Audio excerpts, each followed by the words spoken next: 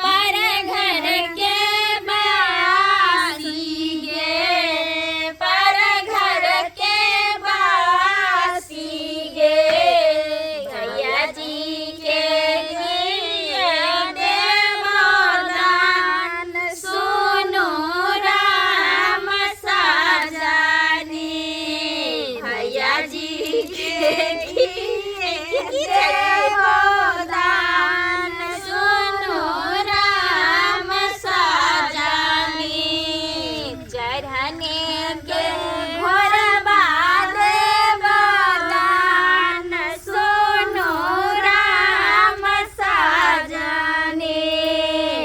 खाने के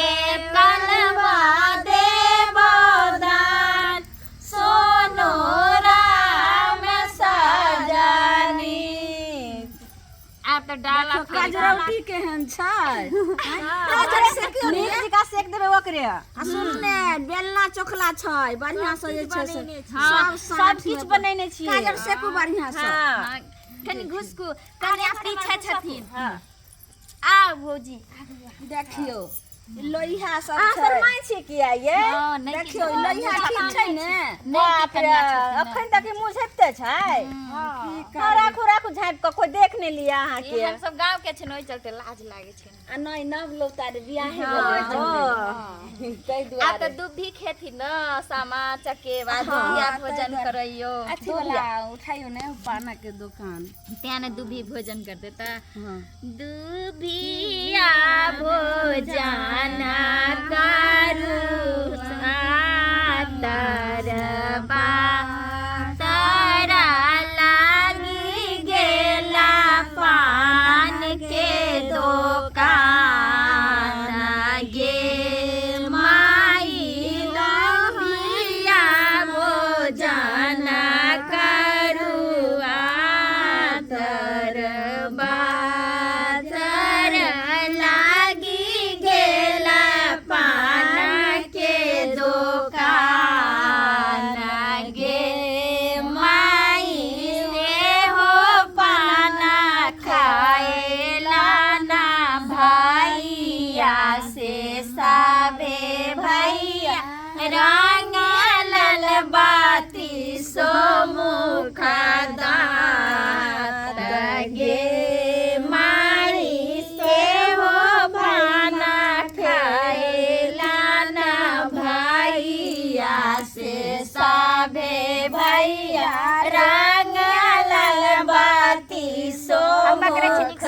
दात गे माई हंसिए बिहू से पूछे भाऊजो से आए रब भाऊजो कहाँ मारा गैल प्रभु दान गे माई हंसिए बिहू से पूछे भाऊजो आई रब भाऊजो कहाँ मारा गैल प्रभु दान गे माई तोहारो नैहर धानी मोरो ससुरारिया सारे सरोजनी रंग लकदाता गे माई तोहारो नैहर धानी मोरो ससुरारिया सारी सरोजनी रंग लकदाता गे माई तोर मीठी बोली प्रभु हमना पतियाएब छोली ले आओ तुलसी बोली प्रभु हमना पतियाएब छोली ले आओ तुलसी के गाछ गे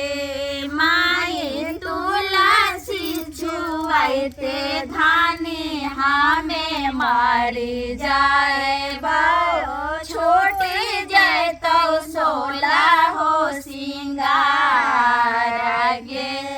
माई तुलसी छुआते धानी हमें मारी जाए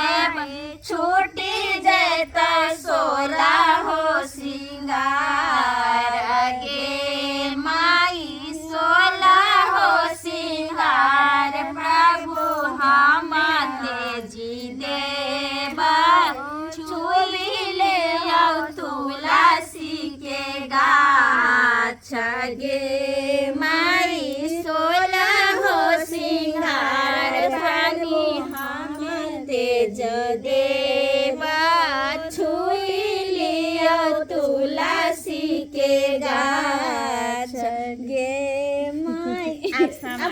फेर डाला फेर होते ना